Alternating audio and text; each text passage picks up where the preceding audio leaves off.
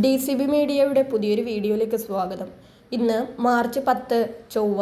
ഇന്നും തുടർന്നു വരുന്ന ദിവസങ്ങളിലും നിങ്ങൾ അറിഞ്ഞിരിക്കേണ്ട പ്രധാനപ്പെട്ട വാർത്താ അപ്ഡേറ്റുകളാണ് ഷെയർ ചെയ്യുന്നത്. ചാനൽ ആദ്യമായി കാണുന്നവർ സബ്സ്ക്രൈബ് ചെയ്യുക, വീഡിയോ ഇഷ്ടമായാൽ ലൈക്ക് ചെയ്യുക, ഫേസ്ബുക്കിൽ കാണുന്നവർ പേജ് ഫോളോ കൂടി ചെയ്യുക.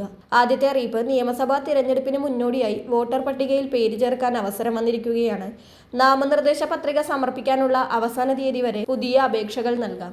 18 വയസ്സ് പൂർത്തിയാകുന്ന ആർക്കും രജിസ്റ്റർ ചെയ്യാം. voters.eci.gov.in വെബ്സൈറ്റ് വഴിയോ voter help line mobile application മുഖേനയോ ഓൺലൈനായി വേണം അപേക്ഷ സമർപ്പിക്കാൻ.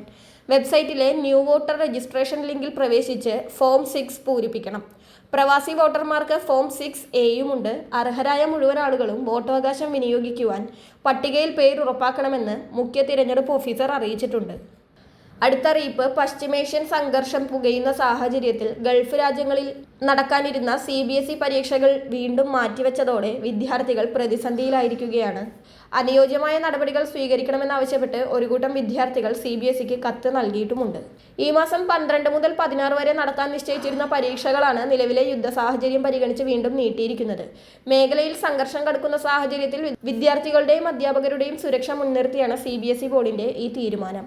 അടുത്തറിയിപ്പ്, ഇറാൻ-ഇസ്രായേൽ സംഘർഷത്തെ തുടർന്നുണ്ടായ പ്രതിസന്ധിയിൽ രാജ്യത്തെ LPG ഉപയോഗം നിയന്ത്രിക്കുകയാണ്.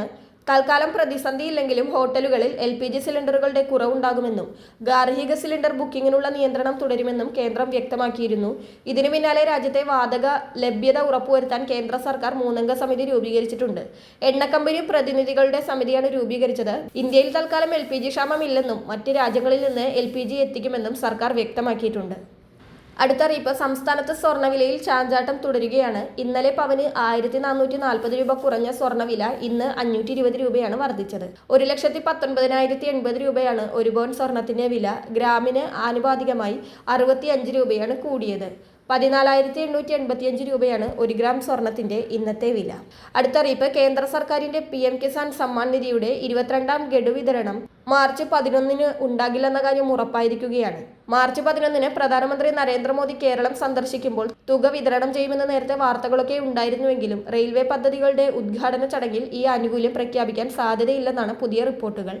പകരം മാർച്ച് 13-ന് പ്രധാനമന്ത്രിയുടെ ആസാം സന്ദർശന വേളയിലോ അല്ലെങ്കിൽ ഈ മാസത്തെ അവസാന ആഴ്ചയിലോ തുക വിതരണം ചെയ്തേക്കാമെന്നാണ് നിലവിൽ ലഭിക്കുന്ന അറിയിപ്പുകൾ.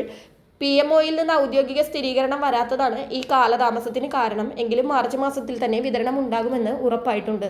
വളരെ പ്രധാനപ്പെട്ട ഈ വാർത്താ അപ്ഡേറ്റുകൾ മറ്റുള്ളവർക്കു കൂടി ഷെയർ ചെയ്യുക.